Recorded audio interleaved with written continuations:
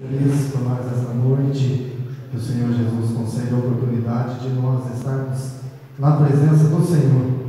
Estou feliz em rever os irmãos. Mas, Senhor, né, irmãos? Também estava com saudade dos irmãos. E é como o Dodó falou, a gente vai nessas igrejas aí, e o nome do Senhor Jesus é glorificado e os irmãos conhecem também. A gente fala que a Assembleia de Deus, o Ministério do Belém, lá de Cuyuna. É tão maravilhoso, irmãos, se a gente poder falar assim.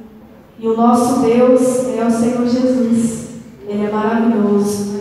E às vezes a gente chega em certas igrejas, você fala que Jesus está voltando, o povo faz aquela cara de assustado. Quer dizer que eles não estão preparados, irmãos. Mas eu creio que aqui nessa igreja tem pessoas que estão preparadas para receber o Senhor Jesus. Pessoas que lavam suas vestes no sangue do Senhor. E eu glorifico a Deus, irmãos, porque o Senhor Jesus ele tem feito grandes coisas na nossa vida. Mas